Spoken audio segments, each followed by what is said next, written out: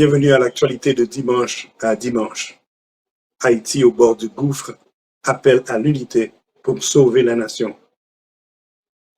Conflit au sommet de l'État, corruption, violence de gang, autant de mots sombres qui résument une semaine tragique pour le peuple haïtien qui ploie sous le poids d'une insécurité et d'une misère insoutenable. Chaque jour, des milliers de familles sont forcées de fuir leur quartier, abandonnant derrière elles écoles, commerces et maisons dans ces zones livrées aux mains des criminels. À Port-au-Prince, une réunion a eu lieu entre le Conseil présidentiel et le Premier ministre, évoquant l'inquiétante possibilité de la présence de mercenaires étrangers dans le pays. Pourtant, malgré la gravité de ces allégations, le dialogue semble enlisé dans des querelles protocolaires. La demande de la primature de reporter la réunion est un nouvel exemple de la lenteur et des jeux de pouvoir au sommet, loin des réalités urgentes du peuple. Dans le même temps, le dossier de corruption impliquant des membres du Conseil présidentiel s'envenime. Les conseillers accusés de détournement de fonds publics refusent de comparaître devant la justice, invoquant leur immunité. Cette résistance alimente le désespoir et la colère dans une société où l'impunité des élites demeure un fléau. Les organisations de défense des droits humains réclament l'éviction immédiate des conseillers mis en cause pour préserver les maigres vestiges de crédibilité au sein du gouvernement. La violence des gangs a atteint des niveaux alarmants. En seulement 3 mois, 1223 personnes ont été tuées et 522 blessées dans des affrontements sanglants entre groupes criminels.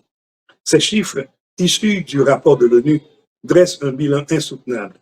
Parmi les victimes figurent des enfants de 10 ans, ainsi que des centaines d'otages relâchés contre rançon.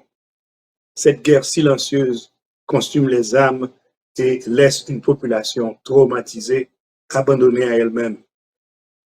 Face à l'urgence, l'ONU appelle la communauté internationale à garder Haïti en haut de ses priorités, plaidant pour le déploiement accéléré de la mission multinationale de soutien à la sécurité.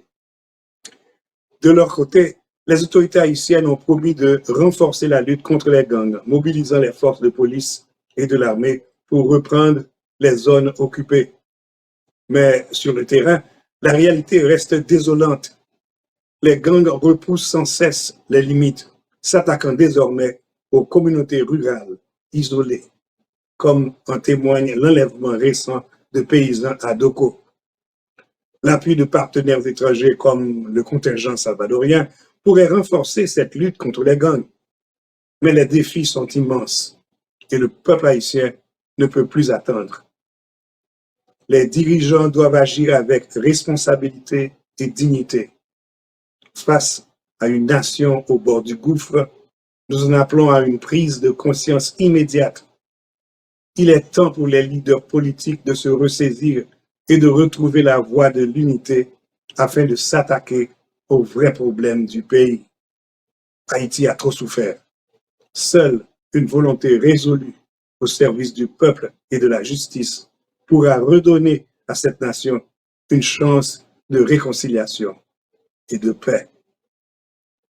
C'était l'actualité de dimanche à dimanche sur Kajou.tv, la station qui fait l'éloge de la différence.